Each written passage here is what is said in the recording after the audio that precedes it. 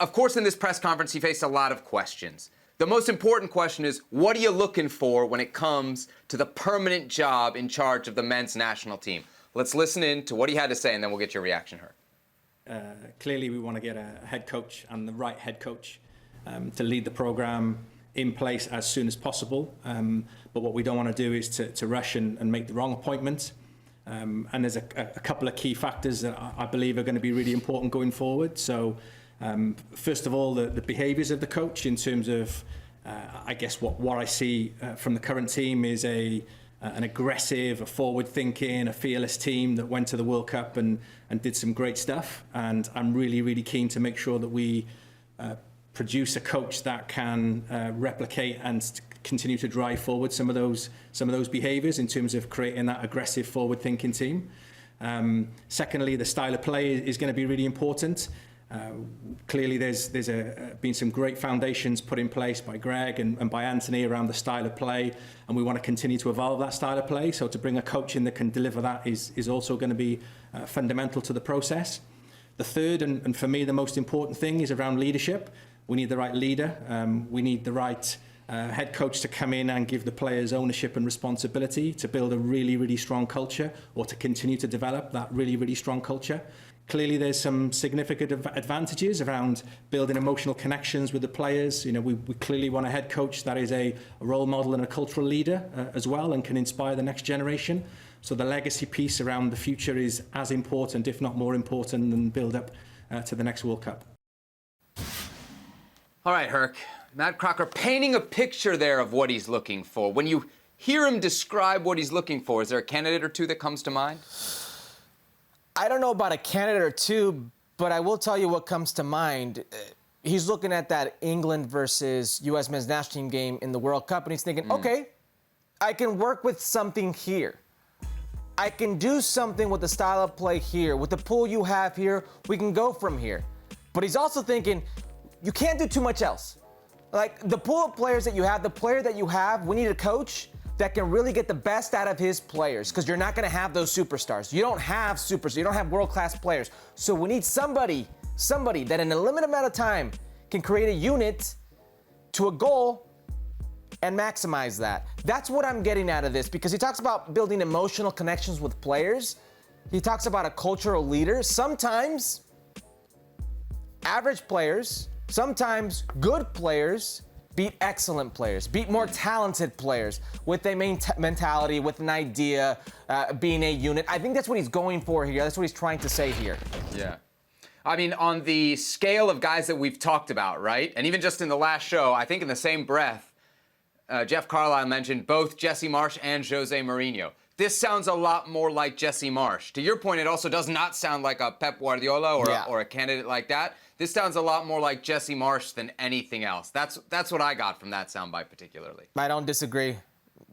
When he says about you don't need a genius, I mean, the reality is you're not going to have the day-to-day with these players, and you're going to have to, if you establish that emotional connection, if you establish that trust, that culture, know that when you have a limited amount of time, they got to come in, they got to play one certain way to get their objective. Whether that certain way is, hey, in this 90 minutes, it's try to get 3 points in a 1-0 win, or try to do this or try to do that. That's what they got to do. I think he's coming to terms with, this is the pool that we have. We don't have these world-class players. We need a coach who can at least get them to play a certain way. Now, we know one of the candidates for that job is still Greg Berhalter. And to that end, Matt Crocker was asked about Berhalter on Tuesday. Here's what he had to say. My biggest focus right now is not thinking about any individuals. It's about thinking about the behaviours that we need, the style of play that we want to promote going forward, the type of leader that we want to bring in, and then obviously that legacy piece that we want to instill and have the opportunity to grow into 2026. It would be unprofessional of me right now to talk about individual names. I mean, Greg has done a fantastic job, and you know, I intend to follow up with a number of candidates, both internally within the organisation and externally, to begin to understand more and to assist my learning as well. And you know, I'll be doing that as quickly as I possibly can. Herc, what do you think about those comments about Greg Berhalter? It definitely sounds like Greg Berhalter's in the picture. Like, he's not ruling him out. I think we both come to terms with that, Sebi, right? You get that from Matt Crocker here. Here's what I'm thinking, though. Matt Crocker at Southampton, he only got a chance to really bring in Nathan Jones and kind of like in an emergency type of setting. Like that was his manager and that lasted, 11, 12 games, something like that, maybe 14 if I'm not mistaken. So I don't know if he wants to go with the coach that's already been here. He may want to put his own stamp on things. He may want to put his own fingerprint, smell on something. So I think he may veer away from that, but he definitely leaves the door open. I don't know. I do know why. I mean, you got to say you're looking at everybody. You got to be politically correct, right? That's what he has to do. I don't know how Greg Berhalter can possibly walk back into that door with U.S. Soccer. U.S. Soccer being the corporation that it is. You could say it's a nonprofit, but it's a corporation in the end. You have sponsors. You have money tied into it. I don't know how many of those sponsors will stick around, regardless of what you think of the situation or not, fair or not fair. I think Matt Crocker's saying what he needs to say, but I definitely get the feeling that Matt Crocker is going to come in here and say, hey, I want to do things my way. Here's a set DNA, a set plan of what I want to do, and here's the profile of coach. And until we hear what that profile of the team, I know you could say they want to be proactive in the final third or whatever, but until you know what he's working with, I almost think it's impossible with this Greg Berhalter. Yeah. It sounds like he's going to at least talk to Greg Berhalter, which I think is a good thing because Matt Crocker has again acknowledged that he doesn't know everything about American soccer. Clearly he doesn't. He's a newcomer.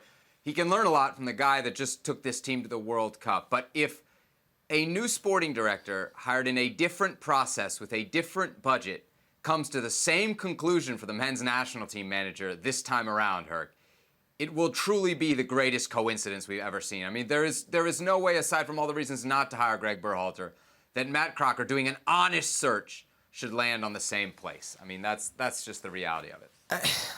Listen, you can say the U.S. men's national team did a good job in the World Cup, and yes, they did. They got out of the group. They're the only CONCACAF nation to get out of the group.